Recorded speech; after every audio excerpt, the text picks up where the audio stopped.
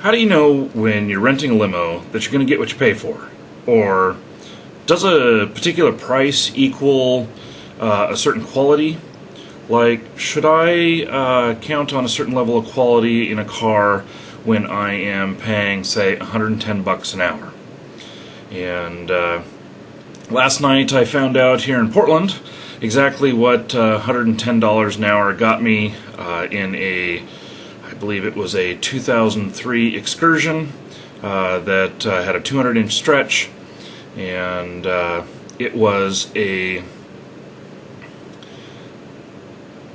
it had only seats in it. The bars were actually recessed in the seats, and it was quite interesting. From the outside of it, it actually didn't look too bad. The paint job was okay on it. It had some really nice rims and really low-profile tires. That made it look kind of cool. At the same time, though, when I saw it, I wondered if those were actually something that was rated for the weight of the vehicle being able to hold about 24 people.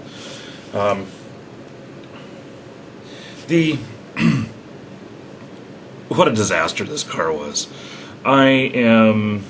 I'm doing this video the next day, and I'll show you some clips after this of some of the stuff we said in the car, and I couldn't believe it. We get into the car. Well, first off, it was 5 minutes late, and that irritated me. Then when we get in, the first thing that I notice is that the bar that I'm sitting next to, which is recessed in the seat, it is empty. And now, I didn't necessarily expect there to be drinks already in there or anything, but I did expect ice, and I did expect clean glasses, and I did not expect the dirty glasses that were in there rolling around. And looked in that bar, we looked at another one of them in there, and it had napkins wadded up in there that were wet, and another glass rolling around in it, and it looked like the car hadn't been cleaned. And it really wasn't very pleasant. Also, did I mention there was no ice? Yeah, I think I did. And so we take this limo ride, and we go out for a company meeting, and then after the company meeting, the driver requested that that we pick up, or we call them 15 minutes before we want to be picked up. Great. So we call them, and this location that we were, if you're in Portland, you'll know how hard this location is. It was at Claim Jumpers at Clackamas Town Center. And the front door of it is on Sunnyside, which is a very major street. It's about 4 lanes each direction, and it's not very pedestrian friendly. There are no sidewalks along it on the side where the restaurant is. And anyway, so for pickup, she tells us that she's a woman driver. That's why I say she. I don't know how rare that is or how often that is, but first time I've ever had a woman driver in a limo, which that was fine. And so she says that we're going to be picked up on Sunnyside. I'm looking out there going, what the hell? We can't be picked up out there. There's construction out there. There's signs up everywhere saying no pedestrian crossing. The sidewalks aren't finished. We're going to have to walk through the flower garden in order to even get out there. And I'm thinking that ain't going to be good. So we didn't stand out there on Sunnyside waiting to be picked up. We actually stood out more in front of the building, and she pulled into the drive into the mall there. And she proceeded to stop at a location to where we had to walk down a slope through the flower garden. It was so inappropriate. And, if anybody had fallen, that had rolled down into the vehicle, it was that steep of a slope. Not very good. Anyway, another thing that I noticed that was really weird about it, or maybe should I not say weird, but really lack of maintenance, was the fact that when we got on the freeway, you could hear that driveline hum. You could feel it, too. It was really, it was pretty outrageous. Anyway, so next up, right after this little video, just showing you some of the thoughts that we had while we were in the car, and anyway, we'll just take it from there. I'm very disappointed in the service. I'm not going to mention the name of the company. I edited that out of the video, and I don't want to piss off my competition, but I do like to see things as they are.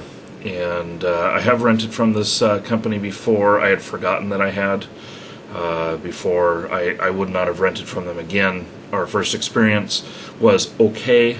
It wasn't to my standards, but you know, mistakes are made. Anyway, check out this this other half of the video. Okay, well, so I've thought about this a little bit more, and my wife reminded me that actually I know the owners of this limo company, and I didn't realize it until now. And anyway, so that's okay. I also did.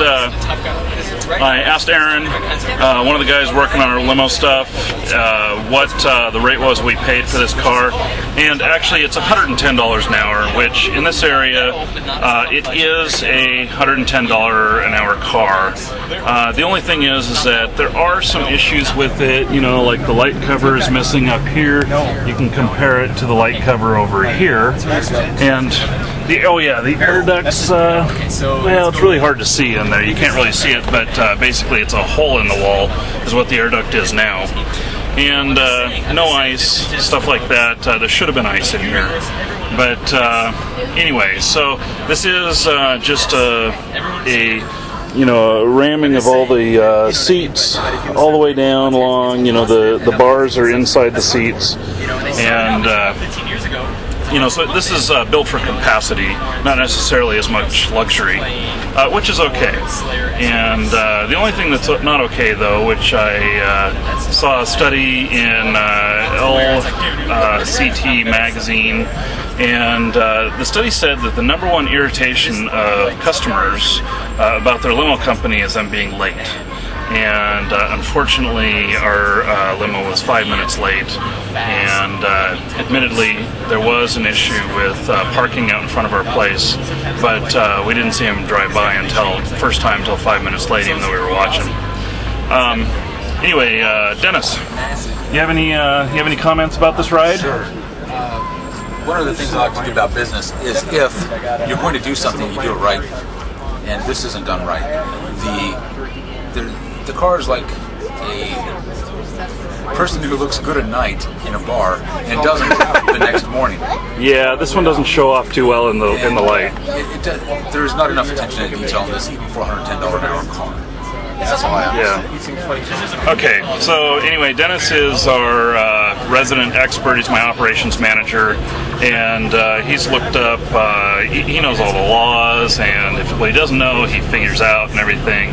And there's a couple things other things we noticed about this car, like I don't think it has the DOT registration on the side, and we'll check that to make sure, but not that we would be the kind to turn anybody in. I'm not about that. I'll give an honest opinion, but I'm not mean-spirited about that stuff. So anyway, that's it for the moment, and